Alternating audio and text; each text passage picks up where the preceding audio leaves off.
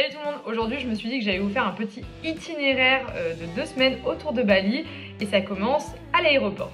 Moi ce que je te conseille c'est quand tu arrives à l'aéroport d'aller directement à Amed qui est à l'est de Bali, c'est à la plage, tu vas pouvoir faire du snorkeling, aller voir l'épave japonaise et il y a aussi plein de points de vue autour d'Amed qui sont à ne pas louper. Tu as Tirta Ganga, Bukit Sinta, la grande porte avec l'effet d'eau, tu sais là avec le volcan derrière que tout le monde connaît. Il y a Laongan Suite et tu as aussi énormément d'endroits avec une superbe vue sur Mount Agung. Si tu n'as que 2 semaines, moi je te conseille de rester au moins 2 nuits à Amed afin de voir ces points de vue et de te reposer un petit peu. 3e jour, moi j'irai à Sileben pour être au milieu des rizières sans personne pour m'embêter et aller voir Gamlang Waterfall et aller faire un atelier pour faire une petite bague sur mesure à Agung Silver. Bon, tu as bien compris, on est en train de partir d'est en ouest et notre prochain stop sera Ubud pour 2 jours. Il y a énormément de choses à faire là-bas. Tu vas d'abord Tegalalang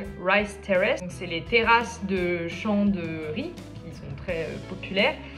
Où tu vas pouvoir faire de la balançoire par exemple. Tu as le temple de Tirta Ampul qui n'est pas très loin et tu pourras aller te balader sur le Kampuhan Ridge Walk et évidemment la fameuse Sacred Monkey Forest qui est la forêt des singes et qui est juste à côté de Ubud. Si tu veux avoir l'expérience un peu luxe d'un hôtel avec piscine à débordement, je te conseille le Kretia, tu peux y aller juste pour manger et prendre des photos. Ensuite, on va un petit peu plus vers le nord et on va s'arrêter 2 nuits à Munduk. Alors, qu'est-ce qu'il y a à voir à Munduk? Pour commencer, moi j'irai à Leke Leke Waterfall, qui est une des cascades les plus populaires de Bali, et Nung Nung Waterfall, qui est aussi très populaire. Ça pourrait te faire une petite journée tranquille après avoir visité Amed, Sileben et Ubud. Le 2e jour, ce n'est pas vraiment à Munduk, mais c'est juste à côté et c'est l'ascension du mont Batur. C'est absolument à faire au lever du soleil, alors déjà parce que c'est magnifique, mais aussi parce que tu ne veux pas faire de rando la journée, parce qu'il fait super chaud. Après cette ascension très matinale, va à Padang Bay pour prendre le bateau pour aller te reposer aux îles Gili pendant 2 nuits. Il y a 3 îles Gili. Gili-Ti pour la fiesta, Gili Meno pour vraiment le chill dans un endroit paradisiaque, et Gilière qui est un petit peu entre les deux. Alors sur les îles Gili, il n'y a pas grand chose à faire à part se reposer ou faire la fête. La seule attraction à proprement parler, c'est le snorkeling trip qui coûte environ 150 000 roupies et tu pourras voir les fameuses statues sous-marines et beaucoup de tortues. Ensuite, de là, tu peux aller prendre le bateau pour te rendre à Nusa Penida et faire les plus beaux points de vue que tu peux voir sur Instagram. À l'ouest, tu as Crystal Bay, Broken Beach et Killington Beach que tu connais parce qu'elle a la forme d'un T-Rex. Oui, c'est un T-Rex.